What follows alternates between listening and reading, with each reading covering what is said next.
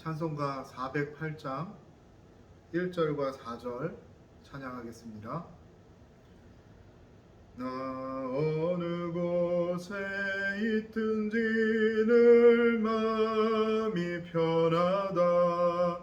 주 예수 주신 평안함 늘 충만하도다. 나의 맘속이 늘 평안해. 나의 맘속이 늘 평안해. 악한 죄 파도가 많으나 마음이 늘 평안해. 주 예수 온갖 고난을 왜 몸소 당했나. 주 함께 고난 받으면 멸류관 없겠네. 나의 맘속이 늘 평안해. 나의 맘속이 늘 평안해. 악한 죄 파도가 많으나 마음이 늘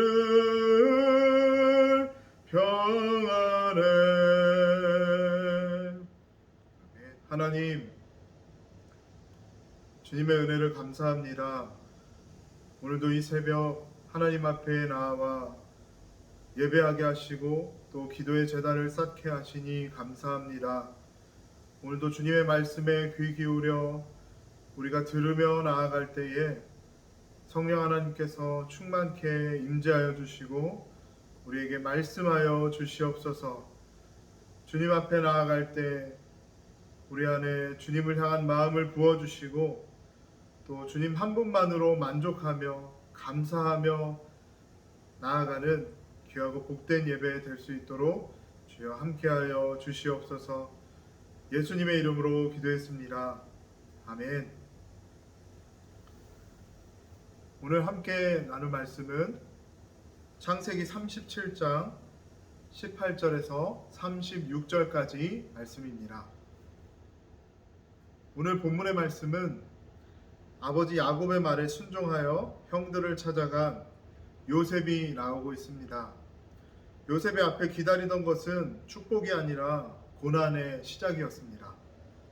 요셉이 그렇게 애를 써서 찾아간 형들은 요셉을 환영하지 않고 오히려 요셉을 죽이려고 음모를 꾸몄습니다. 본문 18절과 18절에서부터 20절입니다.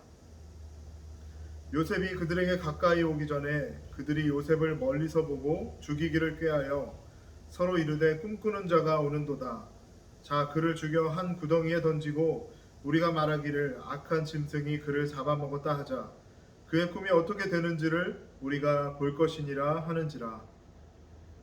요셉이 나타나자마자 형들은 요셉이 무슨 이유로 왔는지에 대해서는 전혀 궁금해하지 않았습니다. 그냥 보자마자 죽여야겠다 생각합니다.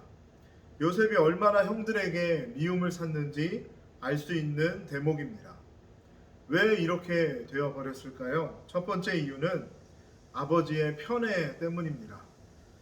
아버지가 자신의 역할을 잘 못하면 자녀들 사이에 분열이 생기게 되는 것입니다. 우리가 잘 아는 것처럼 야곱은 요셉에게만 채색 옷을 지어 입히고 특별히 더 아끼고 사랑했습니다. 두 번째 이유는 요셉의 꿈 때문입니다. 요셉은 37장 6, 7절에서 꿈을 꾼 것을 철없이 형들에게 자랑하고 형들은 그 꿈으로 인해서 기분이 많이 상했습니다. 자신들의 악한 일을 아버지에게 일러바치던 요셉이 거기에 더해서 꿈을 이야기했을 때 그들의 마음에 앙심을 품었을 것입니다. 형들은 요셉을 꿈꾸는 자라고 부르면서 그를 죽이면 어떻게 그 꿈이 이루어지는지 지켜보자 라고 말합니다. 형제들의 의견은 하나로 모아지지 않았습니다. 21절 22절입니다.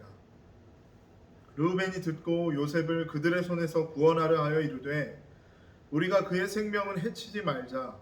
르우벤이 또 그들에게 이르되 피를 흘리지 말라. 그를 광야 그 구덩이에 던지고 손을 그에게 대지 말라 하니 이는 그가 요셉을 그들의 손에서 구출하여 그의 아버지에게로 돌려보내려 함이었더라. 그나들 르우벤의 입장은 다릅니다. 혼을 내주되 죽이지는 말자라고 말합니다. 그러나 요셉을 살려뒀을 때 어떻게 될까요? 아버지에게 형들이 한 짓을 이르지 않겠습니까? 그러기에 살려둘 수 없다는 의견이 더 많았을 것입니다. 그래서 큰형 르우벤은 어쩔 수 없이 동의해야 했습니다. 이어지는 23절, 24절입니다. 요셉이 형들에게 이르매 그의 형들이 요셉의 옷, 곧 그가 입은 채색 옷을 벗기고 그를 잡아 구덩이에 던지니 그 구덩이는 빈 것이라 그 속에 물이 없었더라. 요셉이 얼마나 충격을 받았을까요? 갑자기 하루아침에 형제들의 손에 의해 죽을 지경에 처한 것입니다. 이어지는 25절에서 28절입니다. 그들이 앉아 음식을 먹다가 눈을 들어 본즉 한 무리의 이스마엘 사람들이 길르앗에서 오는데 그 낙타들의 향품과 유향과 모략을 싣고 애굽으로 내려가는지라. 유다가 자기 형제에게 이르되 우리가 우리 동생을 죽이고 그의 피를 덮어둔들 무엇이 유익할까? 자, 그를 이스마엘 사람들에게 팔고 그에게 우리 손을 대지 말자. 그는 우리의 동생이요 우리의 혈육이니라 하매 그의 형제들이 청종하였더라. 그때 미디안 사람 상인들이 지나가고 있는지라 형들이 요셉을 구덩이에서 끌어올리고 은 20의 그를 이스마엘 사람들에게 팔매 그 상인들이 요셉을 데리고 애굽으로 갔더라. 마침 음식을 먹던 중에 애굽으로 가는 상인들을 만났습니다. 그래서 유다가 제안을 하죠. 요셉을 죽이지 말고 상인들에게 팔아버리자. 형제들은 그 말에 동의했고 결국 요셉은 은 20에 팔려가게 됩니다. 참으로 억울한 고난이요 기막힌 운명이 요셉에게 시작된 것입니다. 르우벤이 돌아와 보니 요셉이 이미 팔려가고 없었습니다. 29절 이후로는 요셉이 사라진 것을 알게 된 르우벤과 야곱의 모습이 나옵니다. 르우벤은 통곡하고 아버지 야곱은 식음을 전폐하고 슬퍼합니다. 그 후에 요셉의 운명은 어떻게 되었을까요? 마지막 36절입니다. 그 미디안 사람들은 그를 애굽에서 바로의 신하 친위대장 보디발에게 팔았더라. 이것이 오늘 본문에 나오는 요셉에게 주어진 운명이었고 비극이었습니다. 왜 이런 일이 일어났을까요? 왜 이런 일이 순결한 꿈을 지녔던 요셉에게 일어났을까요? 우리는 요셉의 오늘 모습을 통해 무엇을 보아야 하는 것일까요? 요셉의 이와 같은 모습을 통해 우리는 예수 그리스도의 오형을 발견할 수 있습니다. 요셉이 형제들의 손에 의하여 팔리는 것을 보면 은 20은 당시에 노예의 몸값인데 예수님도 형제인 유대인들 그리고 그 중에 제자의 손에 의해서 은 30에 팔렸습니다. 그리고 요셉의 형제들은 요셉을 애굽의 노예로 팔아버림으로 요셉을 죽인 것입니다.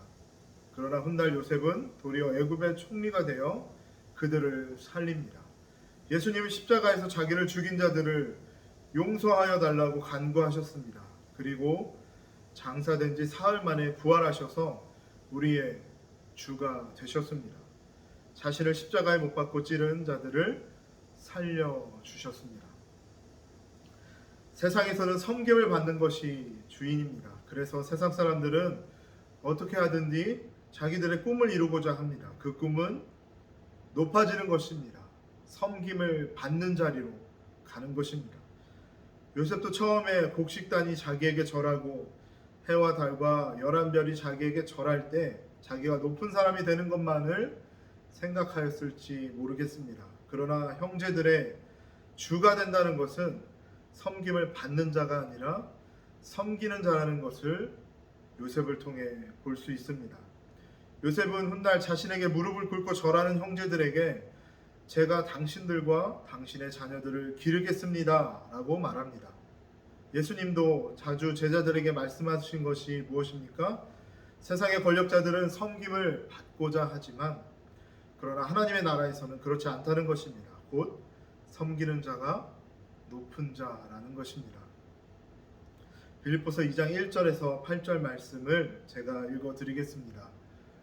그러므로 그리스도 안에 무슨 권면이나 사랑의 무슨 위로나 성령의 무슨 교제나 긍휼이나 자비가 있거든 마음을 같이하여 같은 사랑을 가지고 뜻을 합하여 한 마음을 품어 아무 일에든지 다툼이나 허영으로 하지 말고 오직 겸손한 마음으로 각각 자기보다 남을 낮게 여기고 각각 자기 일을 돌볼 뿐더러 또한 각각 다른 사람들의 일을 돌보아 나의 기쁨을 충만하게 하라. 너희 안에 이 마음을 품으라. 곧 그리스도 예수의 마음이니 그는 근본 하나님의 본체시나 하나님과 동등됨을 취할 것으로 여기지 아니하시고 오히려 자기를 비워 종의 형체를 가지사 사람들과 같이 되셨고 사람의 모양으로 나타나사 자기를 낮추시고 죽기까지 복종하셨으니 곧 십자가에 죽으심이라.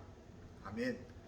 사랑하는 성도 여러분, 요셉의 고난은 보이지 않지만 분명히 그의 인생의 뒤에서 인도하시는 하나님의 섭리이고 하나님의 뜻을 이루어 가시는 과정이었습니다. 지금의 어려운 시대를 걸어가며 변하지 않으시는 신실하신 하나님을 신뢰함으로 우리 안에 예수의 마음을 품고 살아가는 저와 여러분이 되기를 소망합니다. 보여지는 것은 눈앞에 펼쳐지는 상황들은 흔들리고 앞이 보이지 않고 고난밖에 없습니다. 그러나 변하지 않으시는 하나님을 신뢰하는 것입니다. 갑작스러운 이해할 수 없는 말도 안 되는 고난을 맞이하는 오늘 요셉을 보며 갑작스럽게 코로나가 찾아온 지금의 현실을 함께 바라봅니다. 코로나로 인해 우리는 한 번도 걸어가지 못했던 길을 걸어가고 있습니다. 마치 광야를 걷는 것 같습니다. 우리가 산을 올라갈 때는 목적지가 보입니다. 어디까지 내가 왔는지, 얼마나 더 가야 하는지, 어느 쪽으로 가야 하는지 알고 또 힘을 냅니다. 그러나 광야는 다른 것 같습니다. 얼마나 왔는지 보이지 않습니다. 얼마나 가야 하는지 알 수 없습니다. 얼마나 가면 끝나는 것인가 우리는 알 수 없습니다. 왜냐하면 목적지가 보이지 않기 때문이죠. 지금 우리의 상황은 산을 오른다기보다 광야를 걸어가고 있는 느낌이 있습니다. 누가 2020년을 계획하면서 코로나가 올 것이라 상상이나 했겠습니까? 코로나는 우리의 삶을 송두리째 바꿔놨습니다. 마치 요셉의 인생처럼 말입니다. 여러분, 이럴 때 필요한 것이 무엇일까요? 바로 변하지 않는 것입니다. 흔들리지 않는 것입니다. 이 세상에는 흔들리지 않는 것이 없습니다. 성경은 분명히 이렇게 말씀합니다. 꽃은 마르고 풀은 시드나 여호와 하나님의 말씀은 변하지 않을 것이다. 지금 우리가 붙잡아야 하는 것은 무엇입니까? 정말로 변하지 않고 어떤 상황에도 한결같은 우리 주 하나님 예수 그리스도입니다. 하나님의 말씀인 것입니다. 그래서 오늘도 우리는 이 시간 우리의 삶의 자리에서 하나님의 말씀을 붙들고 하나님의 말씀에 귀를 기울이며 하나님의 말씀을 믿음으로 나아가고 있습니다. 누구도 원하는 일이 아니었지만 그 일이 일어났습니다. 이 모든 것들이 여러분 우연 가운데 우리 가운데 일어났을까요? 저는 그렇게 생각하지 않습니다. 하나님이 지금 이 코로나 사태를 모르시는 일이 아니라는 것을 확신합니다. 하나님은 모든 것을 알고 계시고 모든 것을 통치하시며 지금도 다스리시고 이끌어가고 계시기 때문입니다. 지금의 이 때도 보이지 않지만 지금도 일하시고 인도하시는 하나님의 섭리와 뜻 안에 있음을 우리가 믿음의 눈을 들어 바라봤으면 좋겠습니다. 요셉의 고난이 시작되고 있습니다. 우리도 끝을 알 수 없는 고난과 어려움의 시대를 묵묵히 걸어가고 있습니다. 모든 것을 알고 계시고 다스리시며 통치하시는 하나님의 그 목적이 있음을, 하나님의 뜻이 있음을 믿음으로 바라보시는 우리가 되면 좋겠습니다. 우리는 그것을 다 알 수 없습니다. 그러나 분명한 것은, 분명히 믿고 있는 것은 하나님은 지금도 주님의 품으로 우리를 부르고 계시다는 것입니다. 우리가 다른 것 바라보지 않고 흔들리지 않고 오늘 하루도 예수 그리스도의 마음을 품고 주님 한 분만을 바라보시는, 묵묵히 걸어가시는 저와 여러분이 되기를 주님의 이름으로 축원합니다. 함께 기도하겠습니다. 하나님, 오늘도 주님의 말씀 앞에 서게 하여 주시고 말씀을 듣게 하시며 말씀을 붙들게 하시니 감사합니다. 오늘은 요셉의 고난에 시작되는 것을 보았습니다. 그가 전혀 예상할 수도 없었고 상상하지도 못했던 그의 인생에 고난이 시작되고 형제들에게 죽임을 위협당하며 결국에는 애굽으로 노예로 팔려가는 모습을 우리가 봅니다. 그 요셉의 인생 속에 이해할 수 없는 고난이 시작되었지만 그 뒤에는 하나님의 섭리와 인도하심이, 하나님의 뜻이 이루어지고 있음을 우리가 믿음으로 바라보게 하시니 감사합니다. 하나님, 그 고난이 이해할 수 없지만, 받아들일 수 없지만, 그럼에도 불구하고 하나님의 놀라운 계획과 목적이 있음을, 하나님의 뜻을 이루어가고 있는 그 과정 가운데 있음을 우리가 믿음으로 신뢰하게 하여 주시고 오늘 하루도 묵묵히 걸어가게 하여 주시옵소서. 우리 안에 예수 그리스도의 마음을 주셔서 낮은 자리에서 섬기며 섬김을 받는 자가 아니라 섬기는 자로 오늘 하루도 걸어갈 수 있도록, 살아낼 수 있도록 성령 하나님 함께하여 주시옵소서. 오늘도 주님 앞에 기도하는 기도의 제목들 주님 들어주시고 주님의 방법으로, 주님의 은혜로 가장 좋은 것으로 응답하여 주시옵소서. 감사합니다. 지금도 살아계신 우리를 주님의 품으로 인도하기를 원하시는 예수 그리스도의 이름으로 기도했습니다. 아멘.